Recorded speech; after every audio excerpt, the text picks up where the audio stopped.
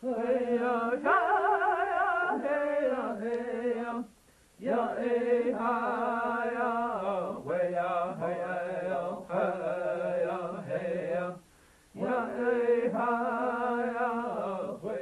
I went up the mountain, the Creator didn't ask me if I was Indian.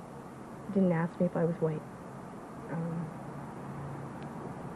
It heard my call, and it answered my call.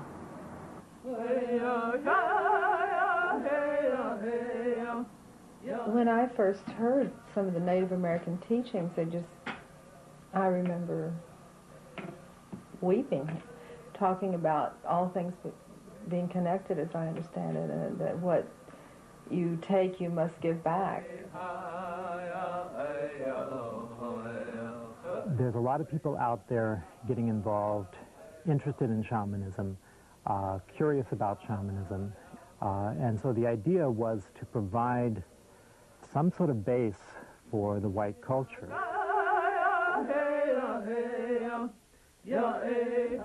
I can treat my products with respect. I can know who the artist is, but if someone buys it that doesn't want to use it respectfully, that's not my responsibility. I'm called to do speaking engagements all over the country on this wisdom, so as the person becomes more popular, they can't really do what they want. This is really my love, to be here with these Native American people. And the Church of Loving Hands is a church of natural healing and medicine ways. And our primary tenet is to facilitate individual spiritual expression in all daily activities of life.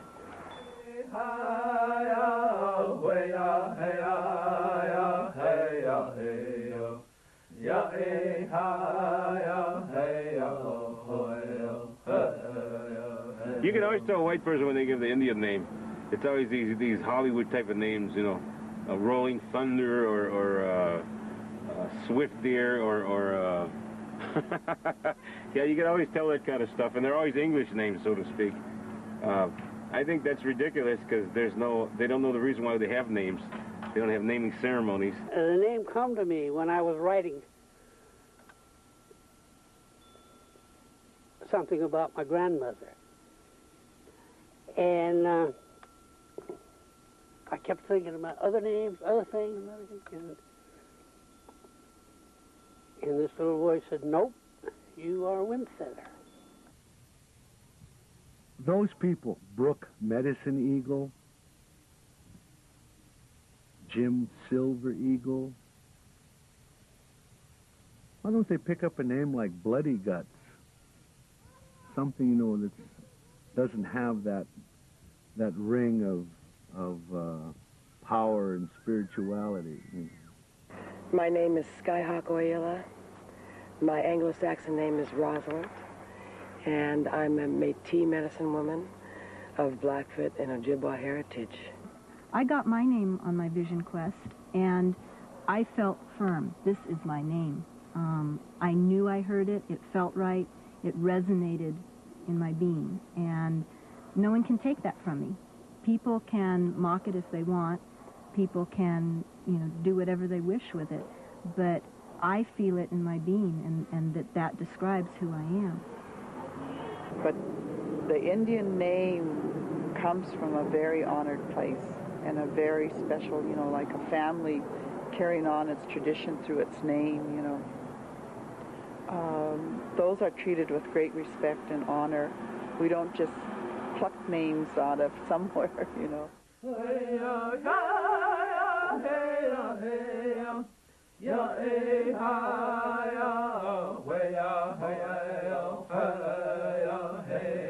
Great Spirit, pure our hearts.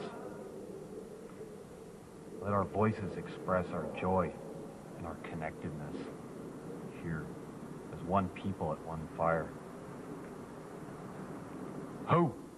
I was an Indian in the previous life. Well, you're white now. Yeah, these guys in the previous life, they always were kings or queens. Or I used to be the Duchess of Earl when I was... I mean, I never met a guy... You know, I worked at Standard Oil when I was in the previous life. I swept up the toilet. It's always this kind of stuff. A medicine man could be viewed by his own tribe as one of the most powerful sources of inspiration, revelation, and healing. But the assumption would be if he was wearing a three-piece suit and carrying a briefcase, he probably would be dismissed by the outsiders. This is not the case within the tribe. Within the tribe, material goods often do not play a part in how we assess and treat each other and hold each other in respect. So the case of the plastic shaman, if you may, then is very close to the pretend Indian. Both operate off a list of symbols, and they are more concerned with the arrangement of these symbols and the display of these symbols than they are with the content and context behind these symbols. People keep thinking that what we do is Indian spirituality. Certainly the circle and the drum is a common human heritage, and yet somehow people see that as being Indian.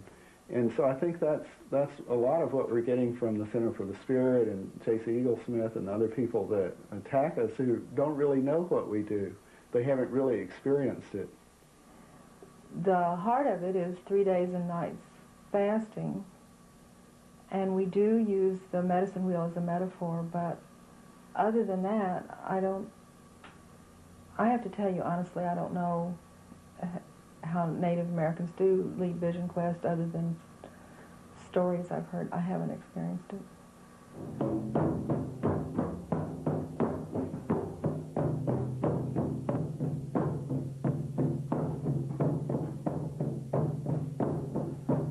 Male and female. These twin flames represent the balance that we all seek within ourselves and without. May this be brought in with us tonight. What this replication of Indians' ceremony points out to me are two things. Number one, there's a spiritual vacuum that this society that we live in, it creates people that are looking for something that's real. And secondly, and sadly, sometimes they get Native Americans involved in teaching them these things. But that points out the poverty and lack of opportunity on Indian land. People are so frustrated and desperate that they'll do anything for money. Most of these people would read a few books and get fascinated with it and interested in it because they had a hunger for the spiritual connection to nature, which I think has been missing in the Western traditions for a long time.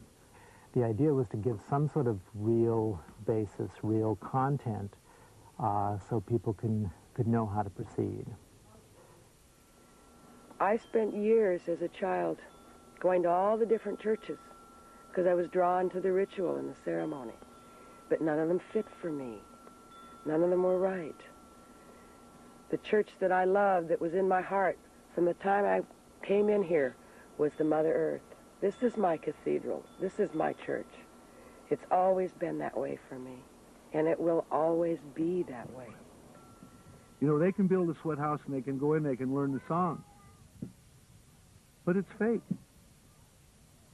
And if you believe in a higher power, grandfather, Tupia, whatever you want to call him, he knows that. The sweat lodge, it looks traditional, and but what we do inside isn't exactly what I've seen Native Americans do inside. It has the same essence, it has a different form, and that's been a lot of my council's working on developing our own form. It's real important for us, for people to know that we're not white people trying to be Native American.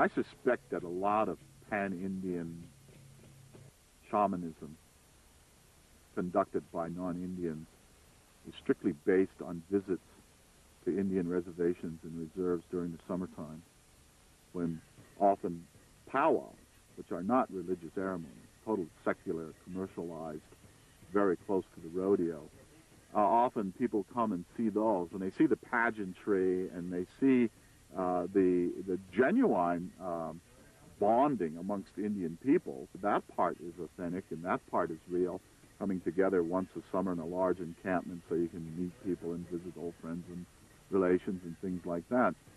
That is often misconstrued, I believe, to be a religious event. I don't think you have to adopt a culture to show your respect. If you're interested in the culture and you want to know more about it, you go to the source, go to the people, and the people will tell you as much as they're allowed to tell you. And you get to know the culture. Then you start to respect. You understand it, you respect it.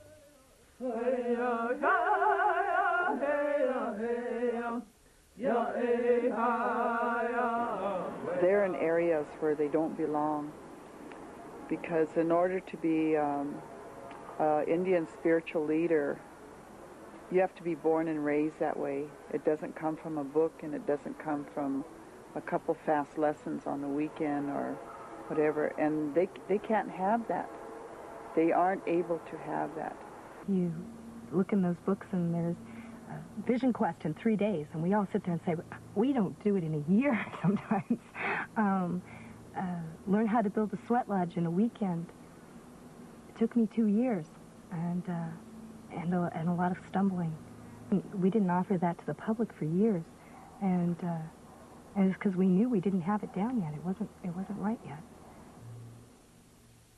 One of the things I've been told is that you can have the pipe, but it is not empowered without the teachings.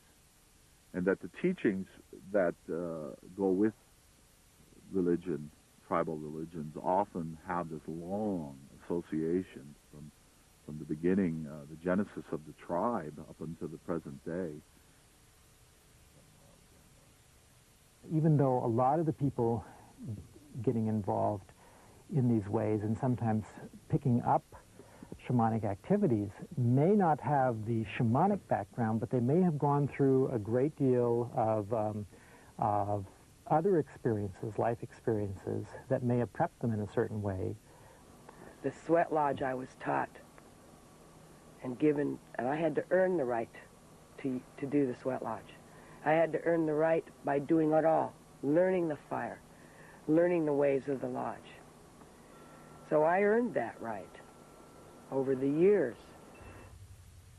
The fact that spirituality has evolved for thousands and thousands of years here, to take it so casually and think that people can stroll in and in a matter of weeks or months or years understand something that has been a burden and responsibility as well as a gift and a privilege from our elders who were given it by their ancestors, who were given this sense of understanding from their ancestors still. A month, a year, 5 years, what is that?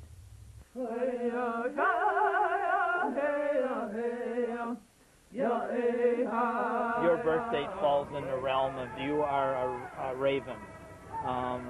Your spirit keeper is Mujikiwis. Mujikiwis translates into English from Lakota is grizzly bear. So I take this general information and we do research on your birth date. And then from that information we get on your birth date, not one tribe, but a culmination of lots of different beliefs and different tribe beliefs. And we take that information, we write a book about you. When your book is finished, I think people like Lynn Andrews and Carlos Castaneda and Jamaki Highwater and Swift Deer and Rolling Thunder and all these people, they've taken advantage of an ignorant public. I think some people generally want to know things. They really do. But these other people, they have the white power and privilege to do these things, so they'll go around and do that. They always seem to make a lot of money behind all this. There's fees The fees cover our cost. We don't make anything. We don't have our nonprofit from the government yet, but everything here at Earthwalkers is nonprofit. It works. I think that's the big thing we want to share is this way works. There's a way to do it in honor, reverence, and respect.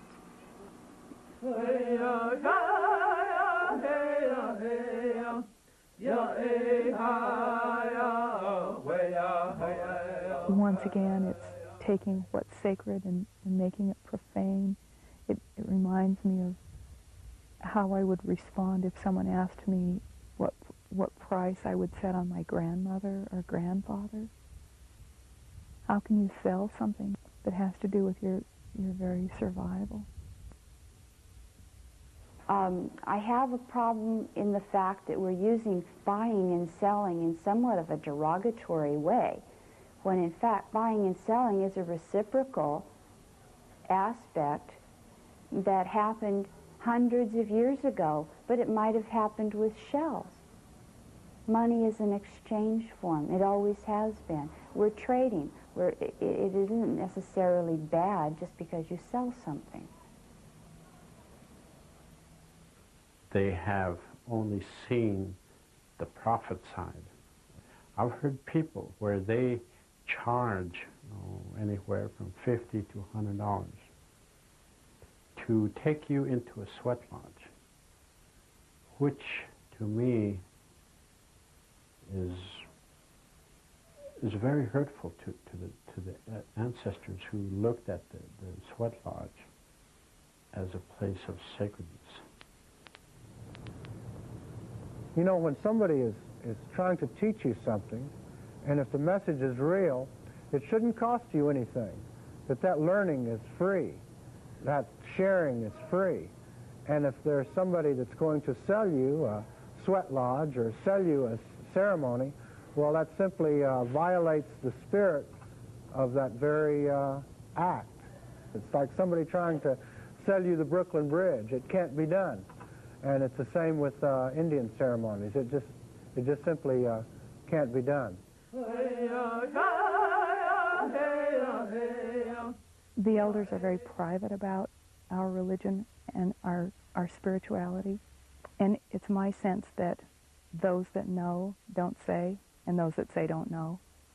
Some of the New Age people that come in and have appropriated tribal spirituality have no clue. They're clueless about what this means to tribal elders. It's not something that you boast about. It's not something that you go out and put a show on so that you can impress those other people that don't understand. That does not give you strength, it takes strength from you. And we really feel the importance of sharing those sacred things. It's what our world needs. It's what our culture needs to bring healing. If our culture stays, that Western culture stays the way it is, and with people thinking the way they do, then we're heading, just straight for disaster. And we're all going to die in that. Yeah. We really feel how much it's healed us and how much it helps us to heal with our world. We really feel called to share that with anyone who will hear it and feel it in their heart.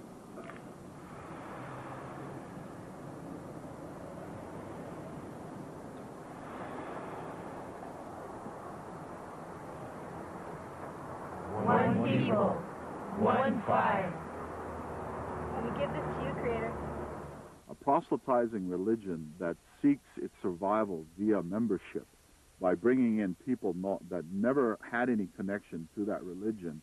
In order for that religion to survive, it must proselytize and it must attract members to it.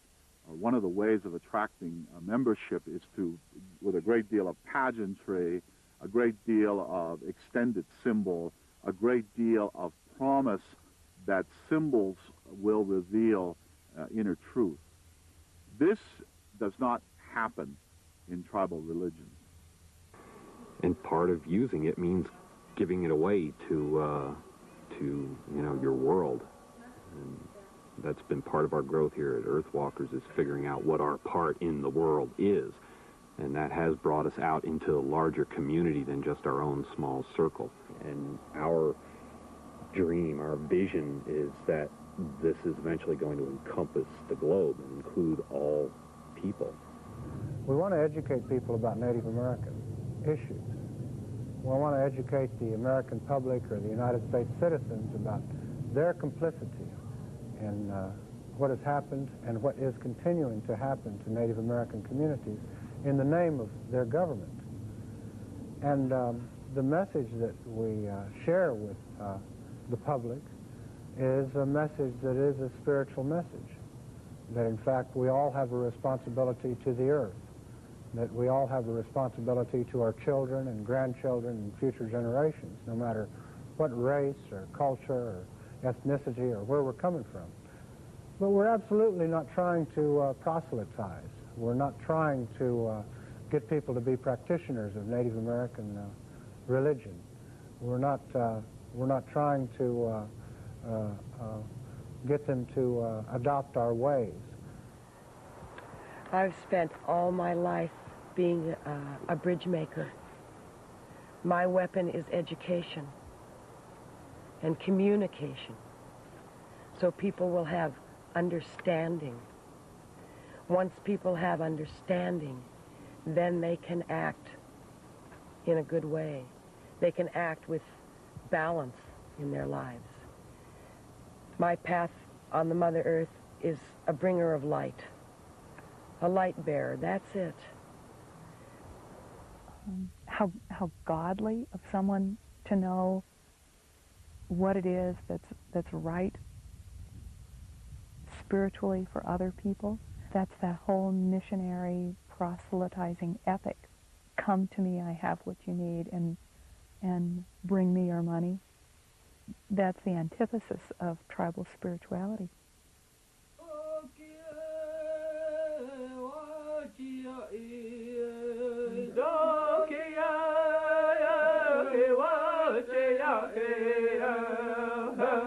I think the best thing to do is get a bunch of Indian folks to go to their things and just everybody start laughing at everything they say and do. That'll, you know, when you ridicule the enemy, he's totally powerless.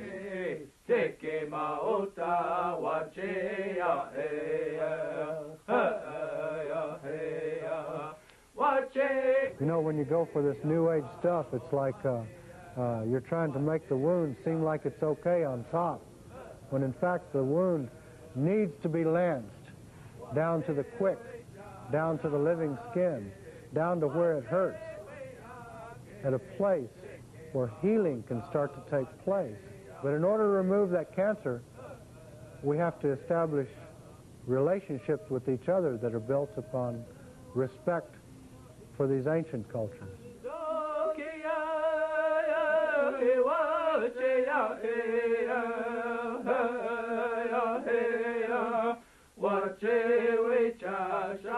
We laugh at you. We tolerate you and we laugh at you. I guess we're too polite to say, get out of our face. Each one of them should be exploring their background. You know, before their ancestors came from across the ocean, they should go over there and learn their own ways and practice them, you know. In my culture, it's always been taught to me that you don't respect, you don't show respect, you don't treat things properly. In the end, it comes back on you. In the end, it will hurt and destroy you in some way. And I believe that the punishment, whether it be today, tomorrow, or somewhere down the line, will come back on you.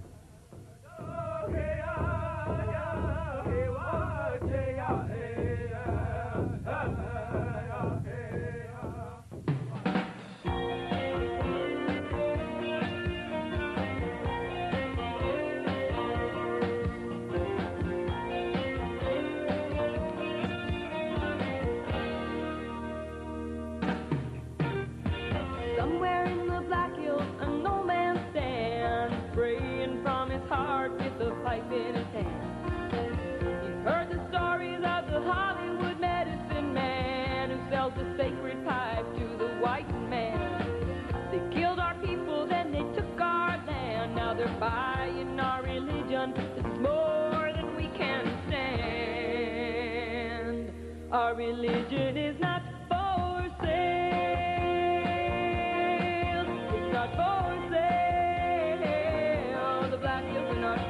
sale.